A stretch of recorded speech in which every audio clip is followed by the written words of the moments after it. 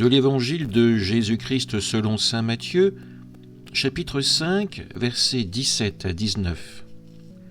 En ce temps-là, Jésus disait à ses disciples : « Ne pensez pas que je sois venu abolir la loi ou les prophètes. Je ne suis pas venu abolir, mais accomplir. Amen, je vous le dis, avant que le ciel et la terre disparaissent, pas un seul iota, pas un seul trait ne disparaîtra de la loi, jusqu'à ce que tout se réalise. Donc celui qui rejettera un seul de ces plus petits commandements et qui enseignera aux hommes à faire ainsi sera déclaré le plus petit dans le royaume des cieux. Mais celui qui les observera et les enseignera, celui-là sera déclaré grand dans le royaume des cieux. » Acclamons la parole de Dieu. Aujourd'hui, l'Évangile nous place face à une parole forte de Jésus. Il n'est pas venu abolir la loi ou les prophètes, mais les accomplir. Ces mots nous invitent à réfléchir sur notre relation avec la parole de Dieu et sur la manière dont nous vivons notre foi au quotidien.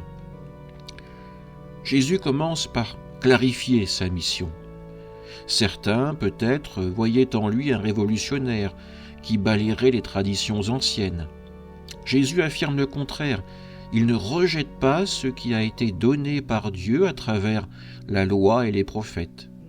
Au lieu de détruire, Jésus vient pour donner à cette loi son sens plein, sa profondeur véritable. L'accomplissement dont Jésus nous parle, c'est l'amour.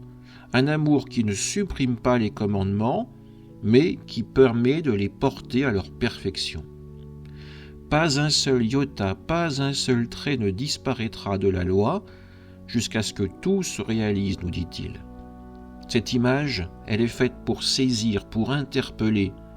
Un iota, la plus petite lettre de l'alphabet grec, un simple point. Cela représente l'attention de Dieu aux détails de sa parole. Pour Dieu, rien n'est insignifiant.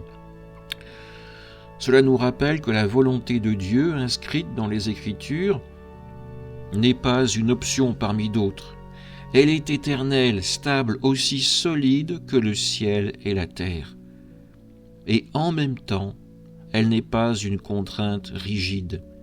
Elle est avant tout une invitation qui nous est faite à accepter d'entrer dans le projet d'amour de Dieu. Jésus va plus loin encore en nous mettant en garde.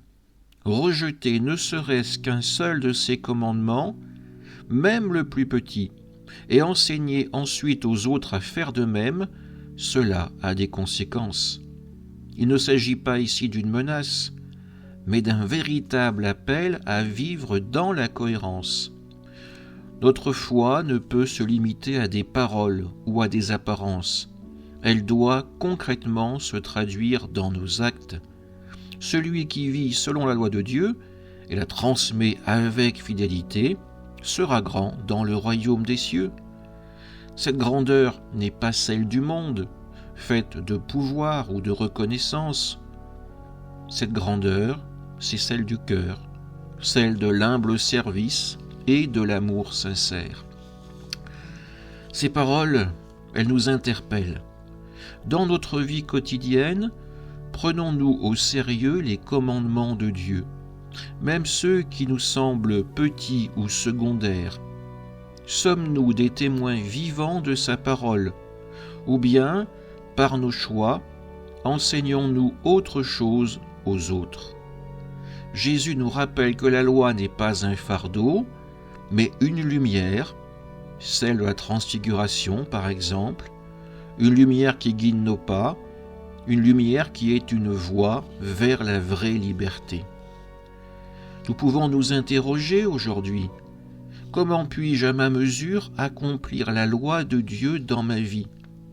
Peut-être en pardonnant une offense, en prenant le temps d'écouter, en vivant avec droiture et générosité, car accomplir la loi, comme Jésus nous y invite, c'est laisser son amour transparaître à travers nous. C'est devenir à notre tour des signes de son royaume.